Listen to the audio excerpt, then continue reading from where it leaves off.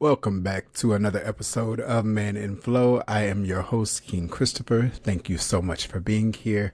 If this is your first time, welcome, welcome, welcome. If you are a returning listener, thank you so much for being here again. As I always say, your time is precious. You have the option to do with it what you will. I'm always so grateful that you choose to spend a little time with me. This week, interestingly enough, so two things are happening within the next week. Well, three things if you want to be technical. So the first thing being, we are about to enter into Libra season. God bless you, Virgos. You all had an amazing run. Hope you all got everything that you needed to get from this season and all of it that it did for you. But yes, it is our time. We are swiftly approaching. And yeah, it's about time for us to show out. At any rate, this is whatever's going on with my speech this morning. We're going to keep it pressing. But yeah, with that, that's very exciting. Also, in a week from today, it's crazy. I feel like I put this little countdown on my computer 80 days ago, and I've been counting it down for that long. And here we are now, a week away from my 41st birthday. And yeah, it feels a little nuts. I was telling my therapist on last week, yeah, so we're going to double up. I need another session. We normally do bi-weekly. I told him, yeah, let's meet next week. I might be having a midlife crisis only because about a week ago, I was in this really weird headspace about, my mom had me young. So when she was 41, I was already 25. I was already an adult. I had a very different concept of what a 41-year-old was when she was a 41-year-old, just based on all of her responsibility, her stability, her discipline, all the ways that she had kind of trained herself to be this adult up until that point, and all of the ways that I have not apparently done that for myself. I'm definitely grateful. I've grown a lot. I've made a tremendous amount of progress. However, when you just look at your life and all the ways that you expected it to be and all the things that you had hoped for and all the ways that you imagined things would be different by now, sometimes you get in that place of feeling like, I don't know if I'm doing it the way that I thought I would be, or if I don't know if this is going exactly according to plan. So it's easy to get into your head about that. But before I go on a tangent about it, I do want to start the episode off by reading a letter that I wrote in the middle of last night. And it's so funny. I say in the middle of last night. It was more so like the middle of this morning, probably around like 3-ish.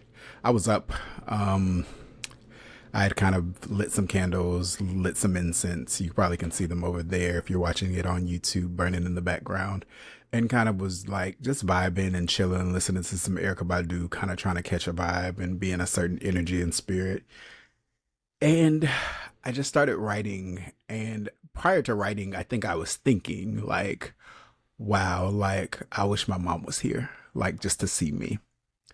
And it being twofold. Number one, feeling like things would be a lot different. Number two, if things were the way that they are, she probably would have some gripes, some things to say, some tough love to give me, just as far as things that I probably could be doing differently or better. But then also just knowing that I'm not the same person that I used to be, and I don't have a lot of the same poor habits that I used to have, and that I've truly grown and made some tremendous progress as far as just being the man that I've always wanted to be.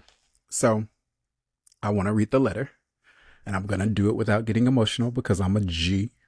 But we're going to go ahead and initially it wasn't a letter. I think I just started writing.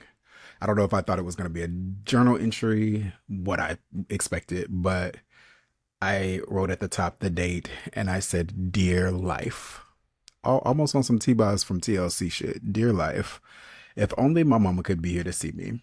I think she would be proud of me for my growth.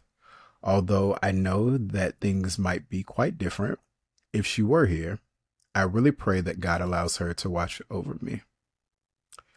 I miss her so much. Sometimes I can't rationalize how I can make it through the day. Life really does feel crazy without her, especially with everything that's going on. I do know that I am proud of myself. No matter how rough things have gotten, how hopeless things have seemed, or how stuck I felt, I've continued to move forward and I have never given up. I love that for me. I am a true soldier and survivor, and no matter how challenging my circumstances, I come out victorious. I really do love who, what, when, and where I am. And I'm learning to understand more of why I am. God is real, and I am so in awe of his goodness. I am so excited about turning 41. Love, Christopher. And I recorded this as a voice note early this morning and sent it to my best friend. And he told me, that was deep and that was beautiful. And your mom really would be proud of you.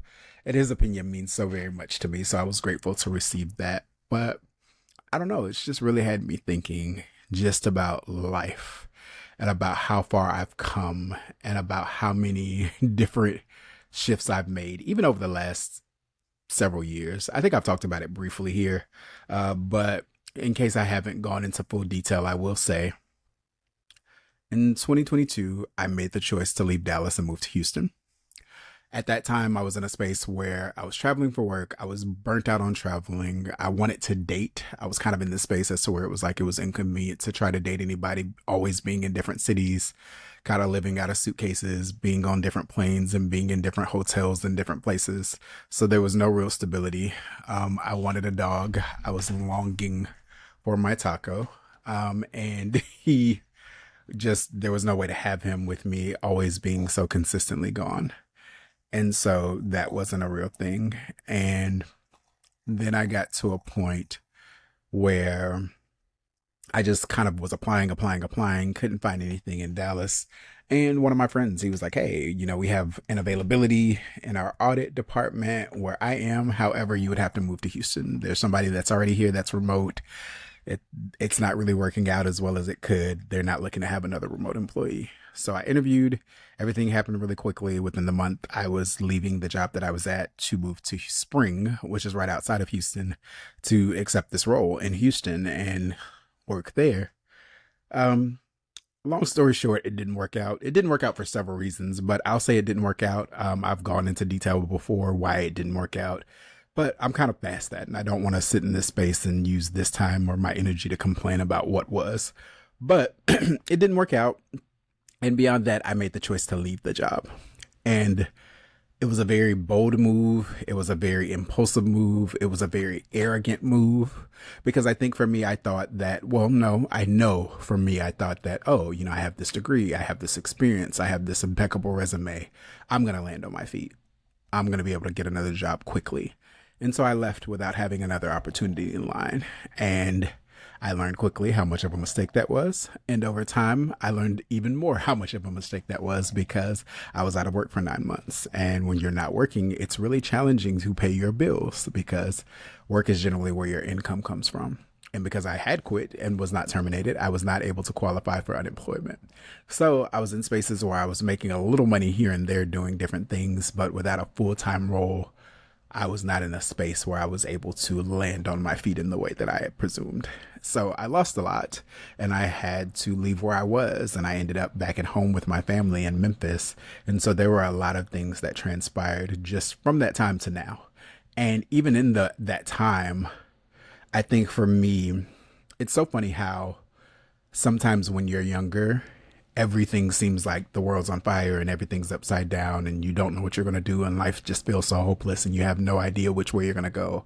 So you're overwhelmed and anxiety is through the roof and you're dealing with so much stress and depression and all these different things. And it's just like, I'm blessed and I'm comfortable and everything's all right. And I'm always eating and I'm always sheltered and I'm fully clothed and I don't have anything to worry about, but my account's in the negative, like $40. Like the world is over because my account's in the negative $40. But everything else is great. Whereas once you get older, it's like, yeah, I literally have nothing right now, but I have to hold on to my faith that everything's going to be okay because what else can I do? Stressing about it isn't going to make it better. Crying about it isn't going to make it better. Sitting around and moping and being depressed isn't going to change any of the circumstances. So it's just one of those things as to where once we get older, I think our point of view shifts and we're able to grasp a concept of reality a little differently. And we're able to kind of be a little bit more easeful and show ourselves a little bit more grace and like not freak the fuck out when things aren't going the way that we want them to go. Which is cool. It's a great place to be for me because things had not been going the way that I wanted them to go for a long time. Cut to moved back to Memphis. The day I got here, had an interview with a company that I have been working at pretty much since that time. Got the job, started a month later. And it's been a whirlwind. I can definitely say, I always say I love the company that I work for. I love the people that I work for. I work for an incredible supervisor. I work with an amazing team. The job itself isn't a bad job. I actually enjoy what it is that I do. It is just more customer service oriented than I think I was originally prepared for. And dealing with people, even when you aren't dealing with their money, even when well, in a way I'm dealing with their money because they pay a bill, essentially. They pay for a service and they expect something in return. So sort of, but like I'm not like, they're not paying me directly. I'm not asking them for money. I'm not seeking to collect money from them. So it's not that. But even from a space of problem resolution, as to where you're trying to help people go from point A, I have this issue, to point Z, you've successfully helped me to resolve this issue, so this issue no longer exists for me.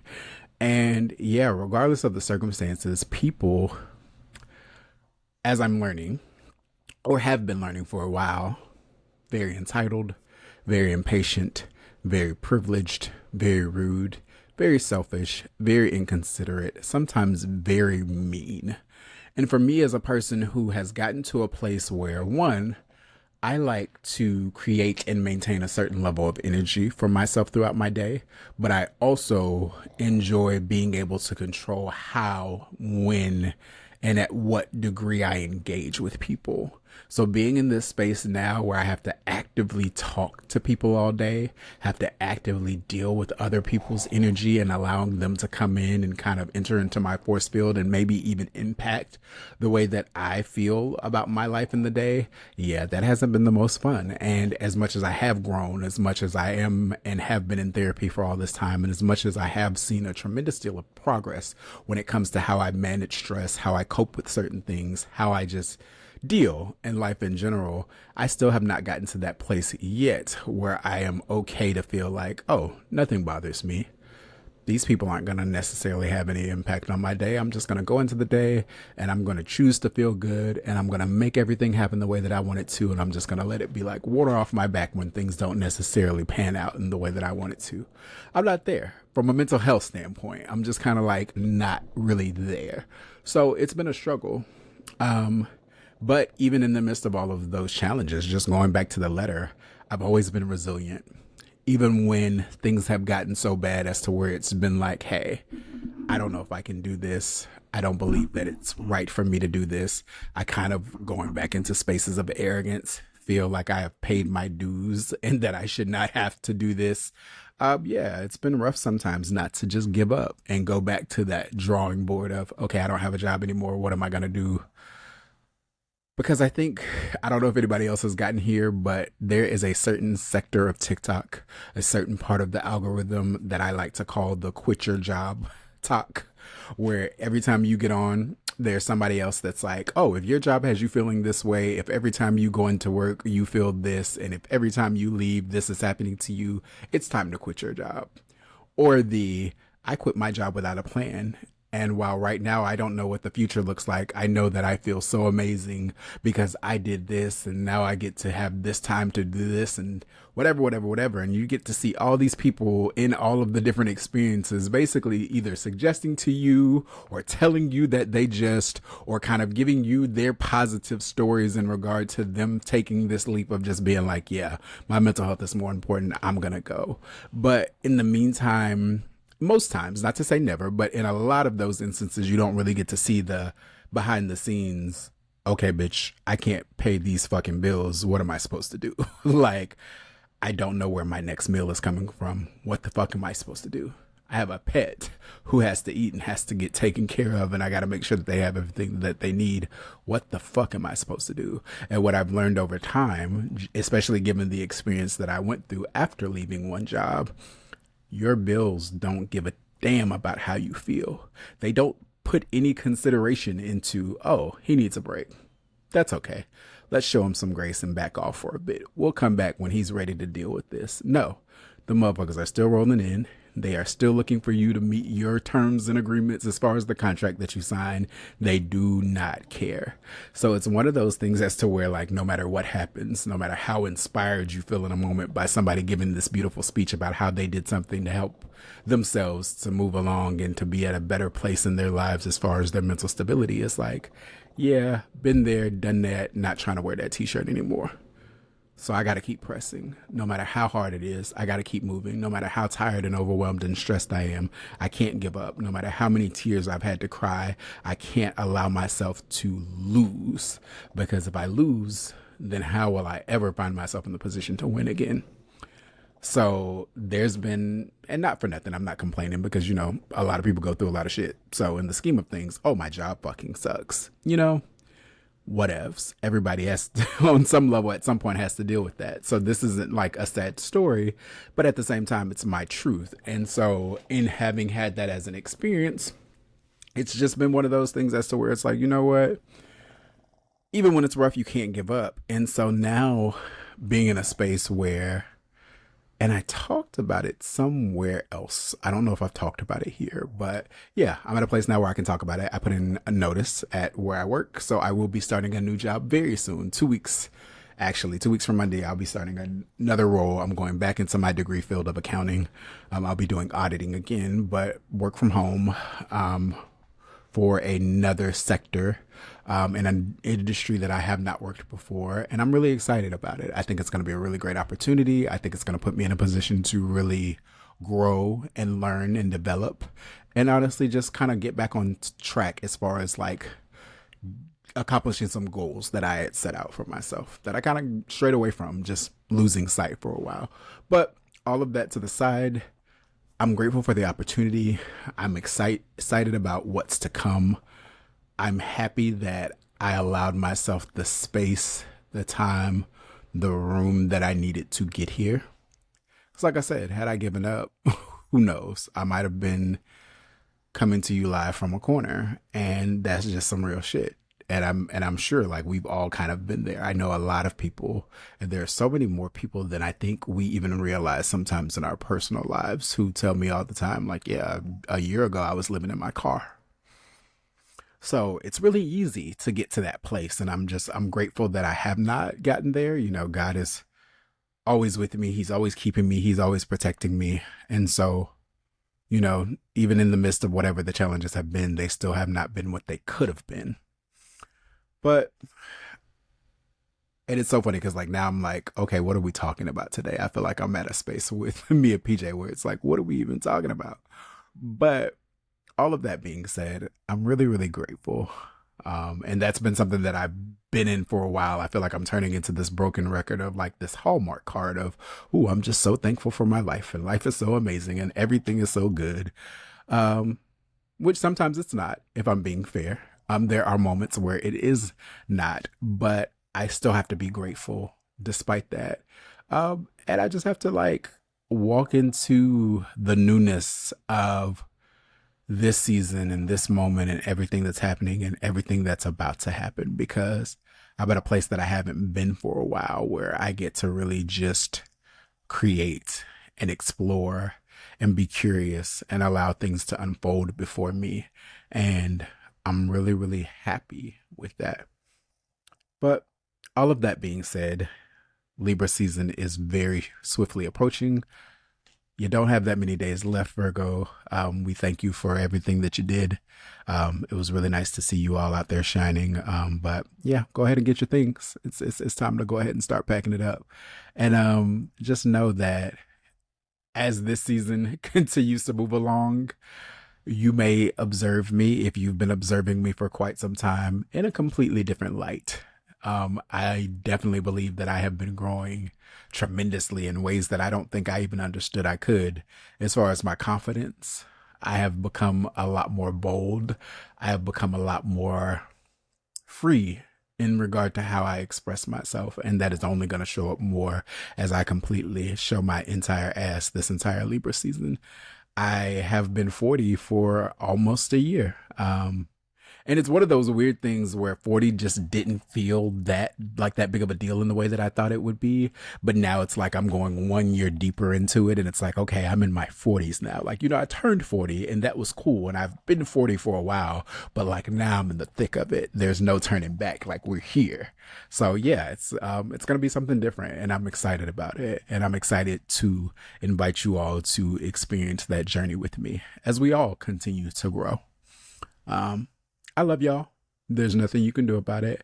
I am going to go. I'm sure y'all can hear Taco snoring in my background. I am going to go get some things together for myself so that I can enjoy the rest of my good weekend. I hope that you all do the same for yourselves. Find some ways to enjoy your good weekend. And yeah, lots of love. I will talk to you all soon. It is so amazing to be in this space of intentionally and effortlessly committing to doing a weekly podcast. Because starting out, that was not the intention. I had no idea when or how or what this was going to be, the frequency of any of it all. But I sit down every Saturday and I press record and I talk. And once I feel like I've said what I have to say, I publish. And I don't edit. For anybody that's ever curious about it, there's no editing at all that happens. I'm sure you can tell that sometimes in the midst of like how I stumble over words or how sometimes things don't necessarily always sound the best or come out right. But it feels good to me to have this like raw, authentic moment of people just being able to see me completely in my element. People that I know, people that I don't know, people that care about me, people that don't give a fuck about me, whatever that is. I'm just grateful to be able to do it. I'm grateful for people to be able to hear me, to experience me, to see me, to kind of get inside of my head a little bit, because a lot of this for me is about stepping outside of a comfort zone, because I've kind of become this recluse. I've kind of spent the last year and a half being incredibly lonely. And yeah, I'm trying to break away from that. And I feel like this is honestly helping me. This is the catalyst for that. So I am rambling now and I'm going to But lots of love to each of you. Thank you so much for listening.